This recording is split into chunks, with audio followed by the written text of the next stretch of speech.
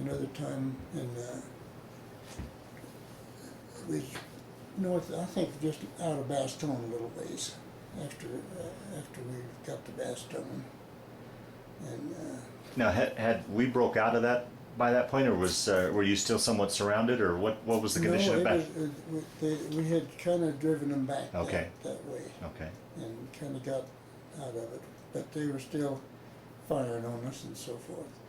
And I know we went up to get our captain would come and get us whenever they had a vehicle down where we'd have to go get it. So this half-track was tipped over somewhere there in a field.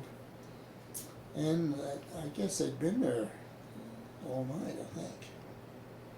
And so we went there, and there was a shell land here and maybe over here and around. And we got the half-track tipped back up on its wheels and got it towed behind the wrecker. And so we was going up a little bit of a hill. And to me it was west, but I don't know.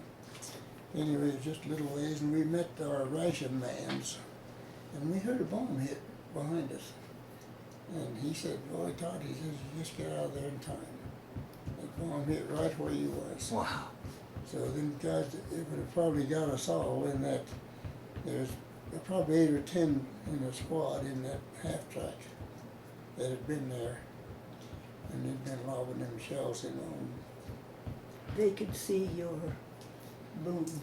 Well, you see our boom kind of, yeah. Our boom stuck up. Oh, okay. So they could, it's kind of hard to hide. You had to kind of keep moving.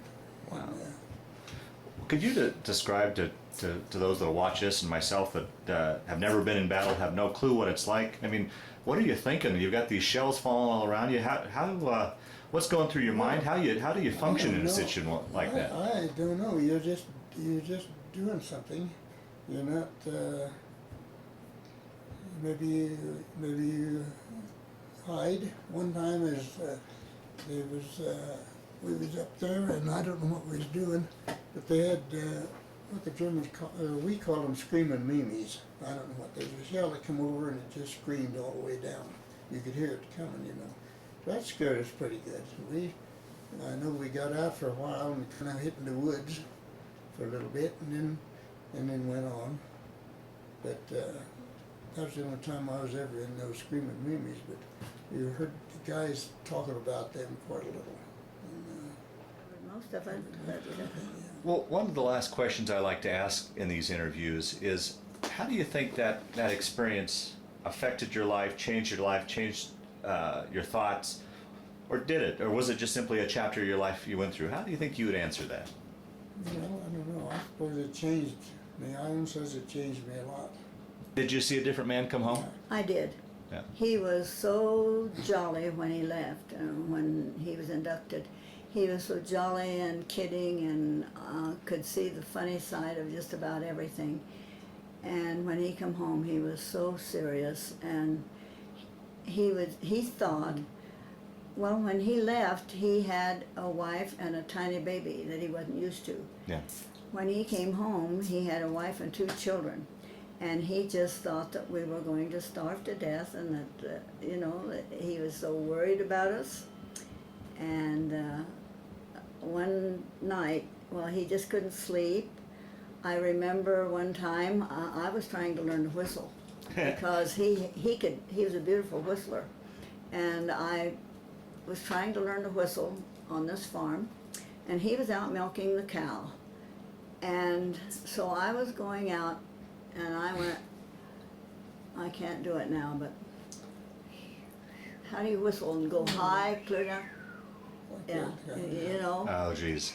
And I was doing that real loud, thinking, boy, I'm getting better at this, Man alive, it sounded just like, to him, these screaming mimes. Oh, boy. And he jumped up, he spilled the milk. It's the first. I can't believe you do that. It's the only time that he just looked at me so strange, and he says, "Ione, don't you ever do that again." Yeah. I said, "What did I do?" Yeah. And he said, well, it sounded just like a screaming Mimi. And Well, you know, they now have diagnosed this post-traumatic stress syndrome and such. And back then they didn't. How was that adjustment for you? As far as, were you able to leave those memories behind, or did Well, obviously you didn't? But did you have nightmares, or was that? No, I never had nightmares. no, but he couldn't sleep, and he couldn't get in a crowd. If he got in a Yeah. crowd, he just That kind of bothered broke me, out. getting the crowd. I don't know why. Well, they I always do know told you why, I not, guess, because they told you not to. kept telling us don't get to be a crowd, you know, get hit, Yeah, get yeah. everybody, gets Yeah. everybody. But then one night he just couldn't sleep, and he was pacing the floor. And I got up with him and just paced with him, and finally he started talking, and he started telling me a lot of things, and then he could sleep after that. So